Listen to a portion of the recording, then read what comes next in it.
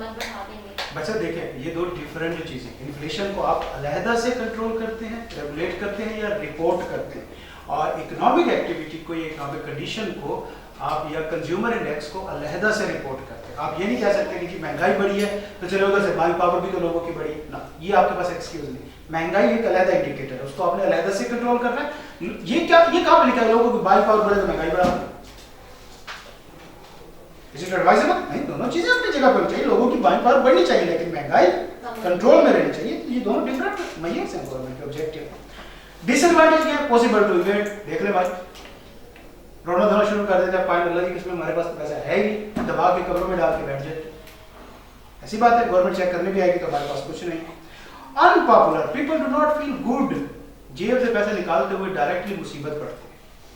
आपको कहना कि कहीं पे 500 का सदका दे दो, नहीं दोगे, मोटरसाइकिल ठुकेगा, चलान 1000 का करा के बैठे होंगे तसल्ली से, फिर कह रहे होंगे चलो जी लिखे ऐसी नसीब में, तो भाई डायरेक्ट 500 का सदका दे देते।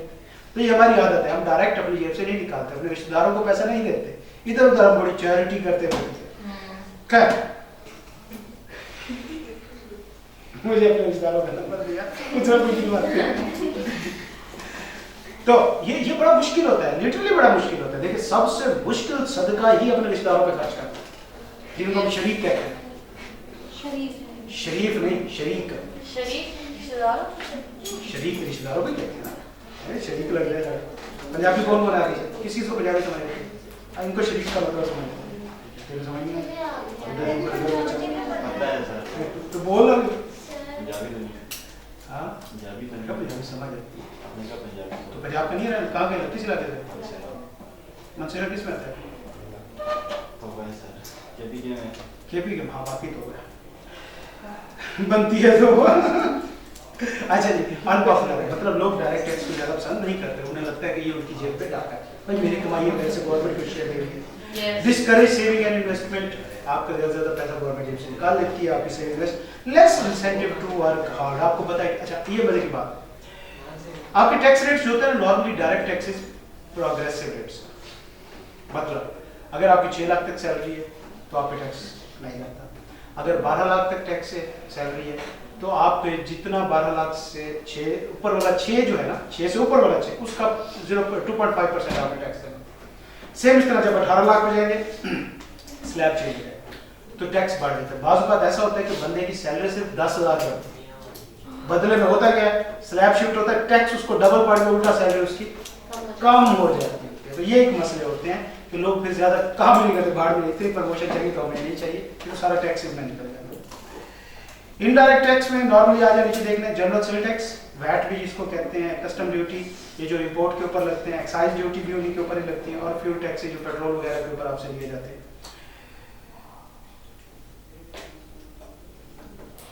Advantages can correct externalities if a product causes direct external cost, e.g. health costs and both.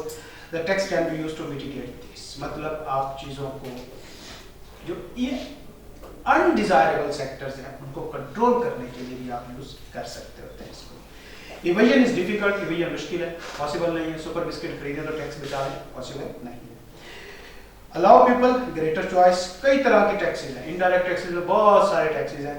Consumer make choices and then tax is paid, consumer कई तरीके से ये टैक्स पे कर सकते हैं, कपड़े ले रहे हैं इसके लिए कहीं से भी वो टैक्स पे कर सकते हैं।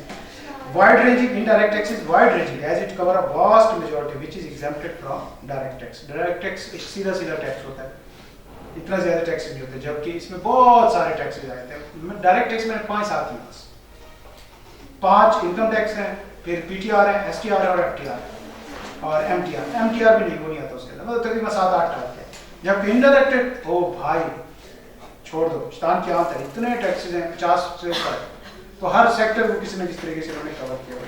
जिस तरह आपकी बिजली के बिल है 200 यूनिट ऊपर चले जाओ तो further tax, additional tax, super tax, इसके अलावा फर्दर के ऊपर फर्दर टैक्स, अल्लाह की कसम फर्दर टैक्स, पता नहीं कितने टैक्स है। अभी देखा नहीं इनकी कैलकुलेशन निकाल के, एफपीए, पीपीए, एमडीए, सीए सारे डाल होते हैं।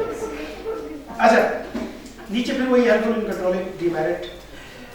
रिग्रेसिव, डिसएडवांटेज क्या है? ये रिग्रेसिव टैक्स मतलब नॉर्मली अमीर लोगों के ऊपर टैक्स रेट ज्यादा लगना चाहिए और गरीब के ऊपर टैक्स रेट कम लगना चाहिए, लेकिन यहाँ पे मसला थोड़ा सा डिफरेंट हो गया। रिग्रेसिव का मतलब होता है इनकम के साथ साथ टैक्स का कम होते हैं। प्रोग्रेसिव मतलब जैसे जैसे इनकम बढ़े टैक्स रेट भी बढ़ते रहेंगे। जैसे मैंने एग्जांपल दिए 6 लाख सैलरी है कोई टैक्स नहीं, 12 लाख है 2.5%, 5%, 10, 20, 30-35% तक जाता है। रिग्रेसिव जैसे जैसे इनकम बढ़ती जाती है आपके टैक्सेस कम हो जाते हैं। A tax applied uniformly take a larger percentage of income from low level. जब एक सिंगल आप टैक्स रेट सबसे लेंगे तो क्या होगा, अमीरों को टैक्स ज्यादा पड़ना चाहिए था, वो क्या पे कर रहे होंगे, कम पे कर रहे होंगे, जबकि गरीबों को टैक्स कम पे करना चाहिए था। जितने ज्यादा वो चीजें खरीदते जाएंगे वो टैक्स ज्यादा पे करते जाएंगे। तो अमीरों के लिए ये रिग्रेसिव इन नेचर हो जाता है कि भाई गरीबों की निस्बत उनको टैक्स कम पड़ रहा होता है निस्बत गरीबों के, उन्हें ज्यादा पड़ता है। Establish a black market. If फिर इनडायरेक्ट टैक्स से बचने के लिए लोग क्या करते हैं, सब आगे ब्लैक मार्केट्स जहाँ पे ये नॉन कस्टम चीजें आपको मिलती हैं, ये ब्लैक मार्केट्स कहलाती हैं। फिर लोग चोर रास्ते इसमें भी ढूंढ लेते हैं। If tax makes price too high, can force people to source the goods from alternate markets. Illegal. Higher uncertainty. If in a recession people are buying less goods, then this will decrease tax revenue. Distort the market can lead to disequilibrium in the market for products that have been taxed. कुछ लोग untaxed चीजें रख के बैठे हैं, कोई tax बैठे हैं, तो फिर वो जिस तरह फॉर एग्जांपल मैं आपको बताता हूँ, फौजी फाउंडेशन, उन लोगों को टैक्सों में छूट है, काफी हद तक उनको टैक्स क्रेडिट मिलते हैं बनस्पत एक प्राइवेट सेक्टर बंदा हुआ बिजनेस करे। तो आपने नहीं देखा होगा कि उस फाउंडेशन में कोई भी प्रोजेक्ट जो है वो फेल हो नहीं सकता, क्योंकि वो कंपटीशन नहीं आ रहा उसके अंदर, तो डिस्क्रिमिनेशन है इसमें। उनको छूट दी हुई है, उनके अंदर टैक्स क्रेडिट्स हैं, उनको काफी फायदे दिए हुए हैं, और पीछे कवर के लिए हुआ ये तो शुहदा के लिए हैं और लोगों के लिए सीधे ज़्यादा पता नहीं लगा देना। खैर आगे चलते हैं, मार्केट का स्ट्रक्चर सारा खराब हो जाता है। प्रोग्रेसिव टैक्स बताया मैंने, किस टैक्स को कहते हैं, जो इनकम बढ़ने के साथ साथ टैक्स रेट बढ़ता है, अमाउंट नहीं, क्या रेट बढ़ने चाहिए। अमाउंट तो वैसे भी बढ़ेगी, अमाउंट मैटर नहीं करती, क्या मैटर करता है, टैक्स रेट बढ़ना चाहिए। A tax rate, the percentage of income in tax increases as income rate। और रिग्रेसिव क्या होते हैं, इनकम बढ़ेगा टैक्स बढ़ते हैं। और तीसरा फ्लैट टैक्स होते हैं, सेम रेट रहता है, जैसे कंपनीज के ऊपर 39%, 20%, 29%। कंपनीज के ऊपर जो टैक्स लगता है वो क्या लगता है, 29%, चाहे उनकी इनकम जितनी बढ़ जाए कोई फर्क नहीं पड़ता। तो ये फ्लैट रेट हो जाएगा।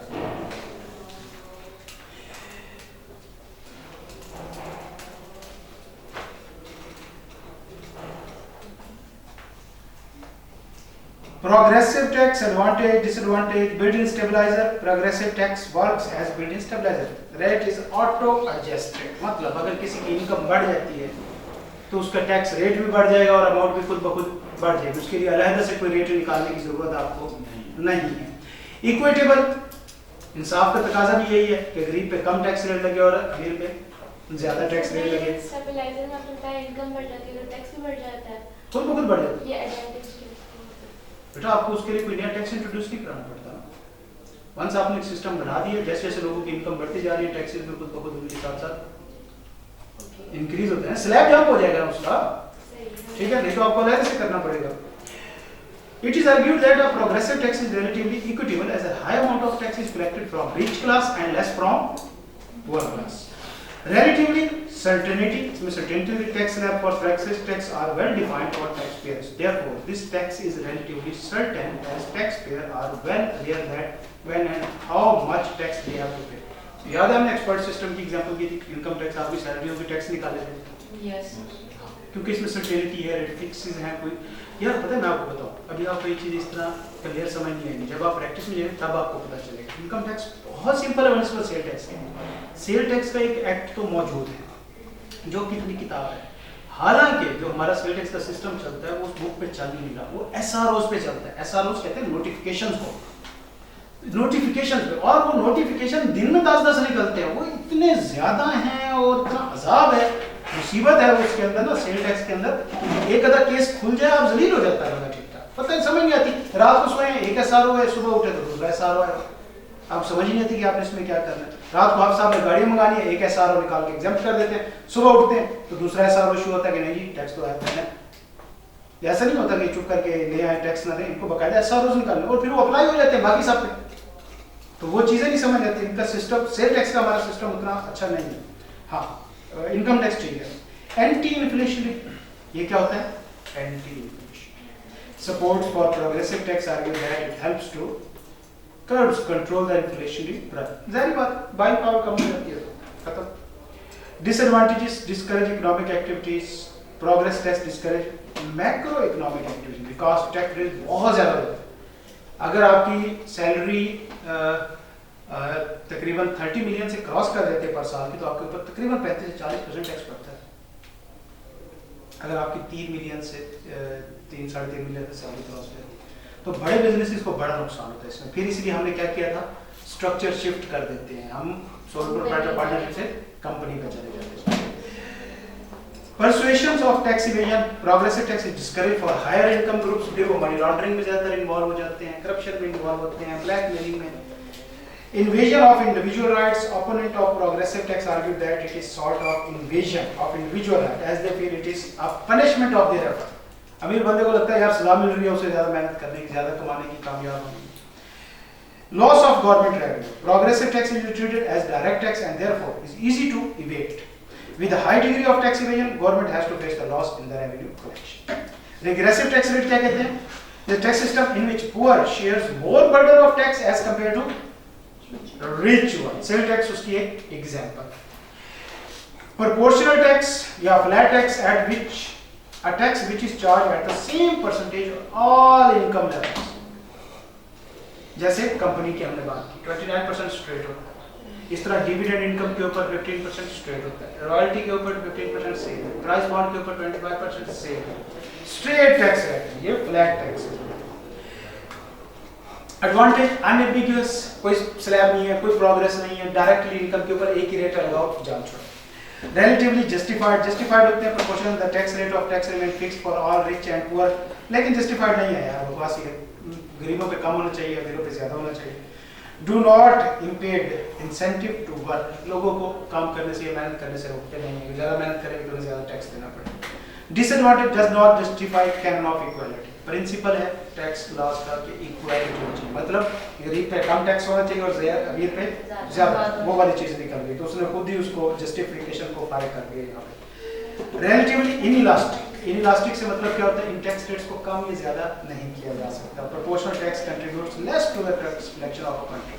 Amount collected through this tax system is relatively smaller than other forms of tax.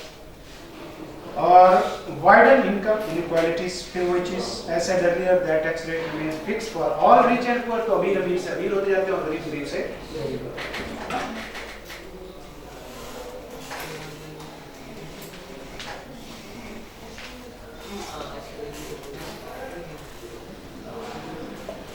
नीचे एग्जांपल दी हुई है, इसे आपने देख लेना. प्रोग्रेसिव, प्रमोशनल और रिग्रेसिव टैक्स.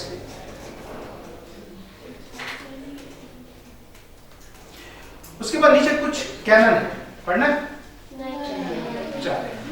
समझ आया. टैक्स सिस्टम तो ये याद रखना, ये वाला टॉपिक याद रखना. 5 से 6 नंबर क्या है मेरी तरफ से अभी से पक्के रख लो, इसमें से आएंगे इंशाल्लाह. हाँ जी, पीआरसी का क्या होगा, जो हुई होगा, जो मंजूर होगा. ये सही साहब आपको बेहतर बताएंगे.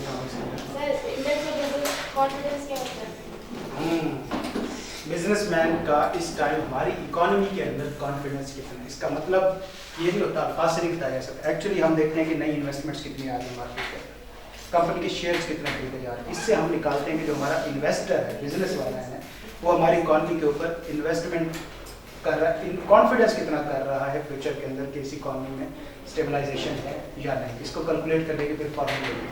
और कंज्यूमर प्राइस इंडेक्स क्या होता है? ये से हिसाब से पूछना, उनका फार्मूला और फंक्शन वाला सारा मॉड्यूल उनका, वो आपको ये बता दें. Crowd out effect. हाँ, crowd out effect. Crowd out effect ना वैसे बाद में पूछना, अभी मिल जाएंगे. ठीक है मेरा बच्चा.